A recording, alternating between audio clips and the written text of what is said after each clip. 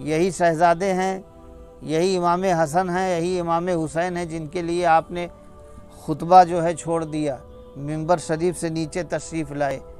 नन्ही सी छोटी सी उम्र है, बचपना है। हज़रत इमाम हसन अलैहिस्सलाम आए और मस्जिद का फ़र्श नाहमवार होने की वजह से लड़खड़ाते हुए गिरे। जब नाना जान ने देखा मस्जिद नबवी शरीफ जुमा का दिन, आप मिंबर शरीफ पर खुतबा दे रहे थे, जब देखा इमाम हुसैन को आते हुए तो आप मिंबर से नीचे तशरीफ़ लाए और खुतबा छोड़ दिया और जा कर के आपने हज़रत इमाम हसन को उठाया, अपनी आगोश में लिया। आगोश में लेने के बाद फिर मिंबर पर तशरीफ़ लाए और जहाँ से आपने खुतबा छोड़ा था वहीं से खुतबा शुरू किया। ये नहीं कि फिर से शुरू से ना, जहाँ से आपने खुतबा छोड़ा था वहीं से खुतबा इरशाद फरमाया।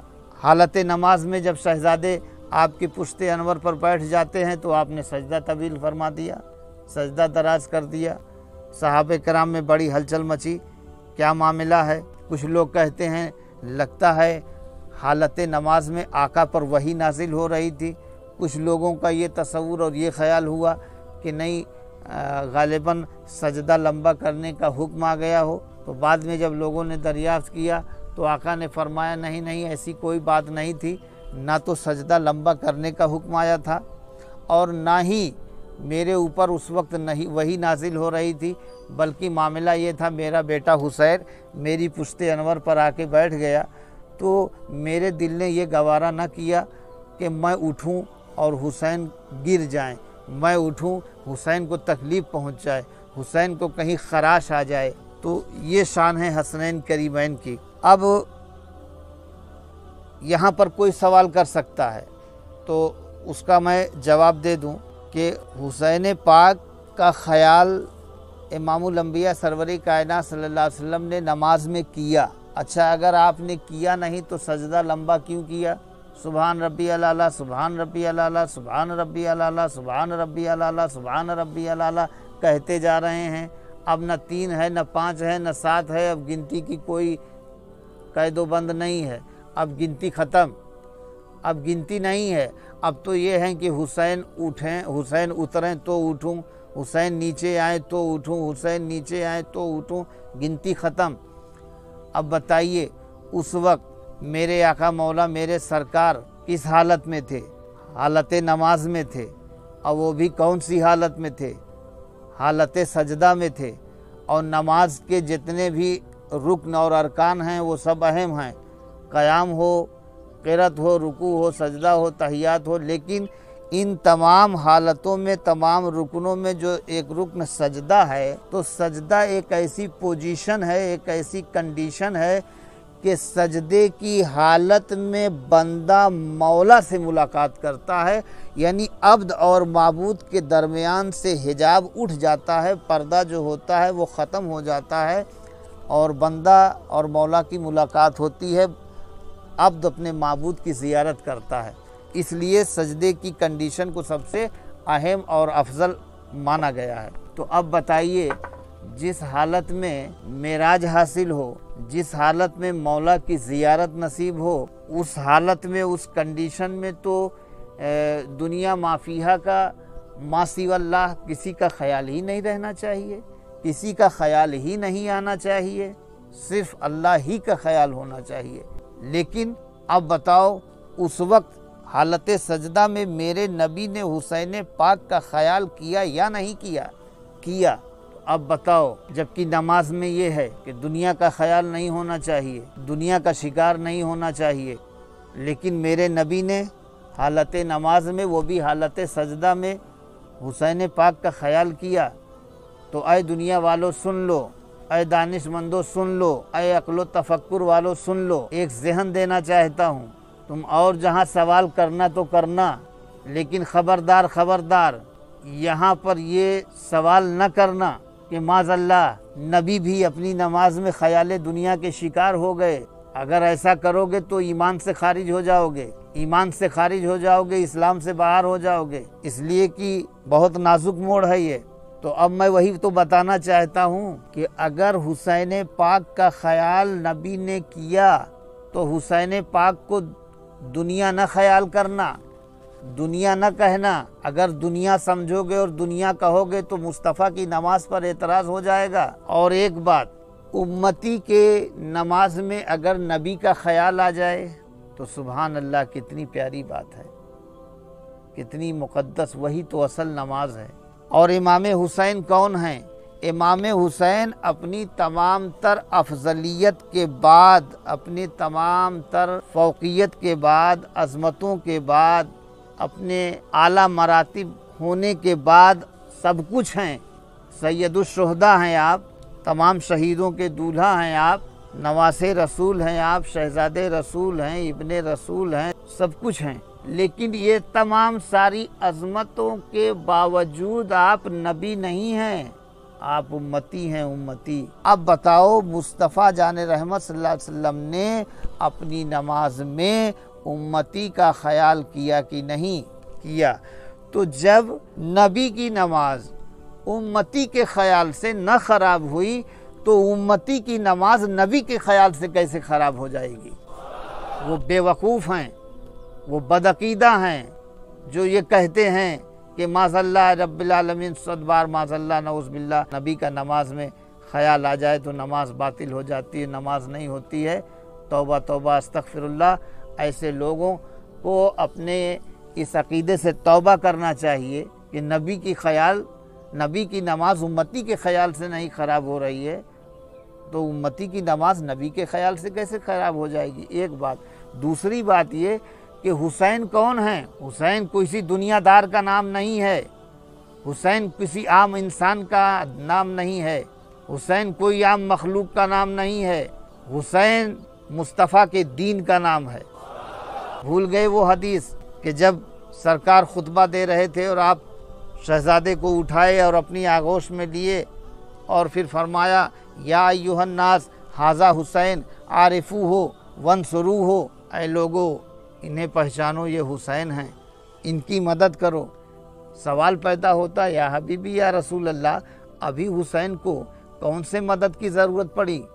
अभी हुसैन को किस मदद की ज़रूरत पड़ गई? अभी तो हुसैन आपकी आगोश में हैं, आपकी पनाह में हैं, आपके साए में हैं, अभी इनको कौन सी मदद की ज़रूरत पड़ गई? तो आका मौला नबी रहमत सल्लल्लाहु अलैहि वसल्लम जो है वो मुस्तकबिल की खबर दे रहे थे कि ठीक है, मेरे बेटे को अभी तो नहीं ज़रूरत है, अभी हुसैन को किसी की मदद की ज़रूरत नहीं है, लेकिन एक वक्त ऐसा आएगा कि जब मैं न रहूँगा, मेरी बेटी फ़ातिमा न रहेगी, अली न होंगे, इनके बड़े भाई हसन मुज्तबा नहीं होंगे, और करबला की तपती हुई रेत होगी, उस रेगिस्तान में, उस तपते हुए करबला की धरती पर मेरा बेटा हुसैन अकेला होगा। अब उस वक्त जो मेरे हुसैन की मदद करेगा, दरअसल वो मेरे दीन की मदद करेगा, क्योंकि हुसैन की मदद करना मेरे दीन की मदद करना है। अच्छा, और दूसरा पहलू ये बता दूं, दूसरा पॉइंट, कि मस्जिद नबवी शरीफ में जिन लोगों के सामने सरकार ने इमाम हुसैन को गोद में उठाया और ये कहा कि इन्हें पहचानो, ये हुसैन हैं, या अय्युहन नास हाज़ा हुसैन आरिफू है, लोगों ये हुसैन है, इन्हें पहचानो।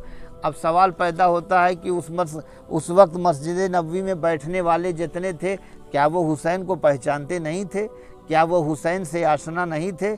हर कोई जान रहा था कि ये हुसैन हैं, हर किसी को मालूम था कि ये फ़ातिमा ज़हरा के लख्ते जिगर हैं, अली के नूरे नज़र हैं, इमामुल अंबिया के नवासे हैं, सबको इस बात का पता था। अच्छा, जब सबको पता था तो फिर इंट्रोडक्शन कराने की ज़रूरत क्या? तारुफ़ कराने की ज़रूरत क्या? पहचान कराने की ज़रूरत क्या? अब यहाँ क्यों पहचान करवाया जा रहा है? यहाँ परिचय करवाया जा रहा है। परिचय तो वहाँ करवाया जाता है जहाँ लोग अपरिचित हों।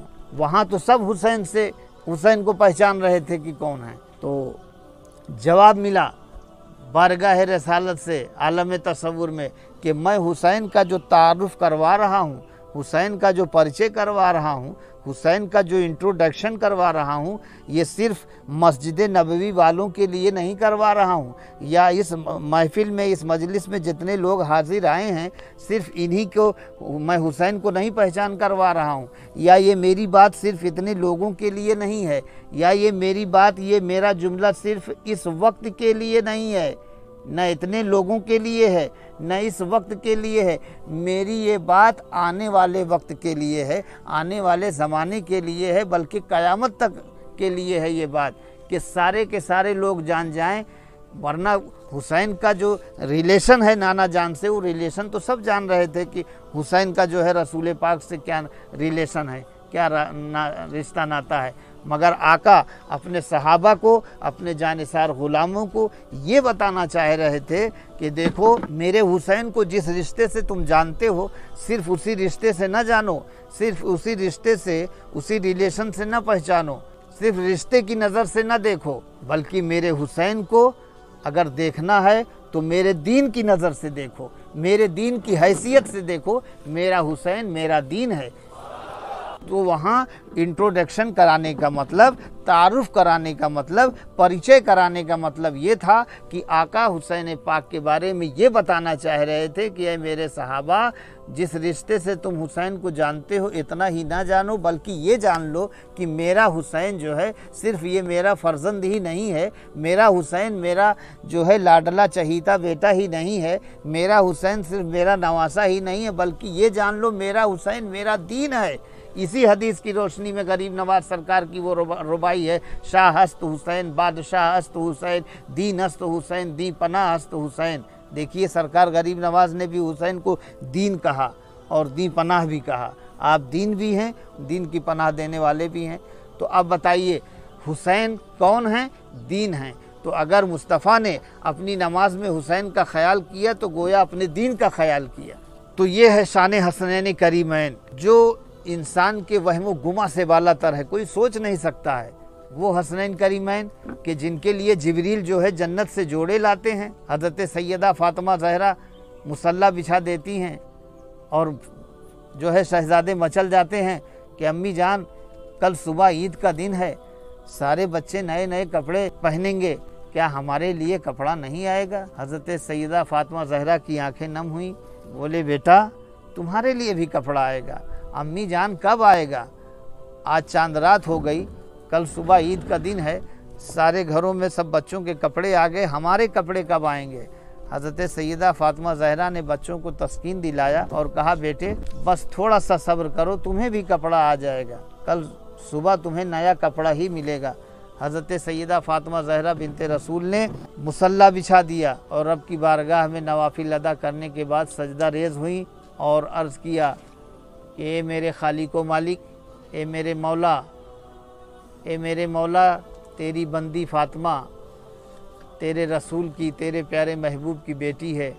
ए मेरे मालिक, मुझे रुसवा ना करना। ए मेरे मालिक, बात फ़ातिमा की नहीं है, बात फ़ातिमा की नहीं है, इसमें सिर्फ फ़ातिमा की इज़्ज़त नहीं जाएगी। अगर किसी ने ताना ज़नी किया और कहीं तबसराबाजी हुई, उंगली उठी, किसी ने ताना दे दिया, तो इसमें तेरे प्यारे महबूब की इज़्ज़त का सवाल है।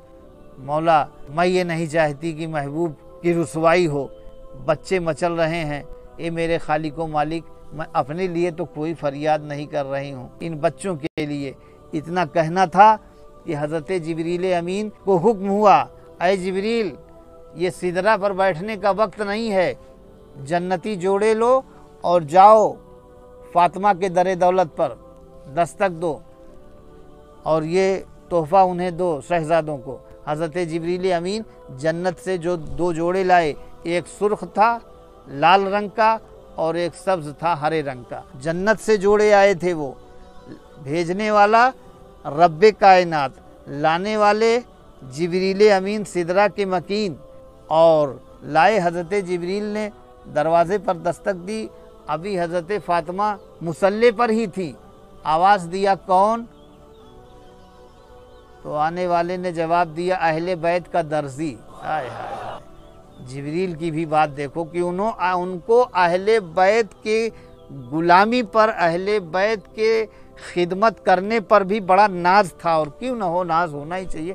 हज़रत जिब्रील कहते हैं हज़रत फ़ातिमा से, आने वाला अहले बैत का दर्जी है। दरवाज़ा खुला और हज़रत जिब्रील अमीन ने वो जोड़ा जो है वो पोशाक शहज़ादों का दे दिया। इसीलिए किसी ने कहा बे इजाज़त जिनके घर जिब्रील भी आते नहीं, कद्र वाले जानते हैं कद्र शान अहले बैत। तख्ती का वाक़या देखें आप, अभी हसनैन करीमैन का बचपना ही था कि हज़रत इमाम हसन पाक ने भी तख्ती लिखा और हज़रत इमाम हुसैन पाक ने भी तख्ती लिखा। दोनों शहज़ादे तख्ती लिखते हैं और तख्ती लिखने के बाद इमामुल अंबिया ताजदार कायनात सरवर कायनात नाना जान की बारगाह में लेकर पेश हो जाते हैं और कहते हैं, नाना जान फ़ैसला फरमा दीजिए, हम दोनों में से किसकी खुशकत अच्छी है, किसकी तहरीर अच्छी है। तो नाना जान ने सोचा कि मेरे तो दोनों जिगर के टुकड़े हैं, अब मैं ये कैसे कहूँ किसका अच्छा है और किसका ख़राब। अगर जाहिर सी बात है दोनों में से किसी एक का अच्छा कहा तो जाहिर सी बात है कि दूसरे का दिल दुख जाएगा। अगर मैं कहता हूँ कि हसन का अच्छा है तो हुसैन का दिल दुख जाएगा, और अगर कहता हूँ नहीं हुसैन की तख्ती ठीक है तो हसन का दिल दुख जाएगा। और ये मेरे दिल को गवारा नहीं है कि मैं दोनों में से किसी का भी दिल दुखे, क्योंकि अगर दोनों शहजादों में से किसी का भी दिल दुखा तो मेरा दिल दुख जाएगा। अगर दोनों में से कोई भी रंजीदा हुआ तो मैं रंजीदा हो जाऊंगा। अगर दोनों में से कोई एक भी गमज़दा हुआ तो फिर मैं गम से निढाल हो जाऊंगा और ये गम मैं बर्दाश्त न कर पाऊंगा। इसलिए इमामुल अंबिया सरवर कायनात सल्लल्लाहु अलैहि वसल्लम ने शहजादों को भेज दिया मौला अली के पास। कहा, बेटे आप लोग ये तख्ती लेकर जाओ अपने बाबा जान के पास, उन्हीं से फ़ैसला करा लो, वो फ़ैसला कर देंगे। जब वो दोनों शहजादे हसनैन करीमैन तख्ती लेकर मौला अली के पास पहुँचे, बाबा जान के हुजूर में पहुँचे, कहा, अब्बा हुजूर हम दोनों का फ़ैसला फरमा दीजिए कि किसकी तख्ती ठीक है, किसकी तख्ती अच्छी है, किसकी राइटिंग अच्छी है। और नाना जान के हुजूर गए थे लेकिन उन्होंने आपकी बारगाह में पेश कर दिया, भेज दिया। तो मौलाए कायनात ने भी गौर व फिक्र किया कि जब इसका फ़ैसला पूरी कायनात के मालिको मुख्तार नबी ख़ातिमे पैगम्बरां अनीसे बेकसां चारा साज़े दर्दमंदा रहमतुल लिल आलमीन सल्लल्लाहु अलैहि वसल्लम ने नहीं किया तो अली तुम्हारी ये क्या मजाल है, तुम कैसे फ़ैसला कर सकते हो। तो मौला अली ने भी शहज़ादों को आगे बढ़ा दिया। कहा, बेटे इसका फ़ैसला हम नहीं करेंगे, ये दोनों तख्ती आप लेके चले जाओ अपनी अम्मी हुजूर की खिदमत में और जाओ, ये फ़ैसला तुम्हारी अम्मी जान ही करेंगी। अब वो दोनों शहज़ादे हज़रत इमाम हसन और हज़रत इमाम हुसैन अपनी तख्ती को लेकर के अपनी मखदूमा अम्मी जान की खिदमत में हाज़िर हुए, फ़ातिमा बिनते रसूल की खिदमत में हाज़िर हुए और अर्ज़ किया कि मखदूमा अम्मी जान, हम दोनों ने तख्ती लिखा है तो आप ये फ़ैसला कर दें कि इन दोनों में से किसकी तख्ती ठीक है, किसकी राइटिंग ज़्यादा अच्छी है, कौन ज़्यादा अच्छा लिखा है। नाना जान की खिदमत में गए, उन्होंने फ़ैसला नहीं किया, अब्बा हुजूर के पास भेज दिया। अब्बा हुजूर के यहाँ पहुँचे तो अब्बा हुजूर ने आपकी बारगाह में भेज दिया कि जाओ इसका फ़ैसला तो तुम्हारी अम्मी जान करेंगी। अब हज़रत फ़ातिमा भी गौर व फिक्र के आलम में आ गई कि वाकई में बड़ा नाजुक मोड़ है कि जिसका फ़ैसला मेरे बाबा इमामुल अंबिया न किए, जिसका फ़ैसला मेरे शौहरे नामदार इमामुल औलिया न किए और मेरे पास भेजा गया है, तो जो बात नबी और अली सोच रहे थे वही बात फ़ातिमा भी तो सोच रही हैं कि दोनों मेरे लाल हैं, दोनों मेरे लख्ते जिगर नूरे नज़र हैं, मेरे जिगर के दोनों टुकड़े हैं। अब मैं दोनों में से किसी एक का अच्छा कहूँगी तो जाहिर सी बात है दूसरे को तकलीफ़ पहुँचेगी, और अगर किसी दोनों में से किसी एक को भी तकलीफ़ पहुँच गई तो दर हकीकत मुझे तकलीफ़ पहुँचेगी, दर हकीकत वो गम मुझे होगा जिसे मैं बर्दाश्त नहीं कर पाऊँगी। तो आपने हिकमत अमली से काम लिया। कहा, बेटे ऐसा है, मेरे पास 7 मोतियाँ हैं और मैं 7 मोती हवा में ऊपर उछालती हूँ और जिसकी तख्ती पर ज़्यादा मोती गिरेंगे उसकी तख्ती ठीक मानी जाएगी। जिसकी तख्ती पर कम मोती गिरेंगे उसकी तख्ती कम ठीक होगी। ज़्यादा मार्क्स उसी को मिलेगा, ज़्यादा अच्छा उसी का कहा जाएगा। जिसकी तख्ती पर 7 मोती हैं तो जिसकी तख्ती पे 4 मोती गिरेगा वो तो उसकी तख्ती ठीक है। हज़रत सैयदा फातिमा ज़हरा ने उन 7 मोतियों को हवा में उछाला। 3 मोती इमाम हसन की तख्ती पर गिरे और 3 मोती इमाम हुसैन की तख्ती पर गिरे। उस मोती के 2 टुकड़े कर दिए, एक टुकड़ा हसन की तख्ती पर गिरा, एक टुकड़ा हुसैन की तख्ती पर गिरा। या इख्तिलाफ रिवायत ये भी है, एक रिवायत में सेब का वाक़या है। फैसला बराबर हो गया, फैसला बराबर हो गया। अब जब फैसला बराबर हुआ किसी का दिल नहीं दुखा।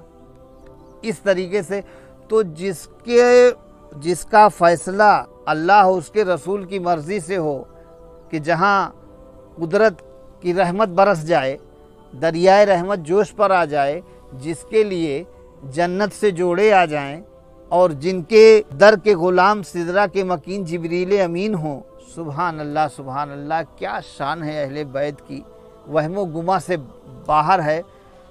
अहादीस में इतनी अहादीसें हैं अहले बैत के ताल्लुक़ से, फ़ज़ाइल और मनाक़िब से, कि बयान करने से इंसान कासिर है। कितना भी बयान किया जाएगा कम है। हर एक ने कह के यही कह दिया कि जो कुछ बयां हुआ वो आगाज़े बाब था।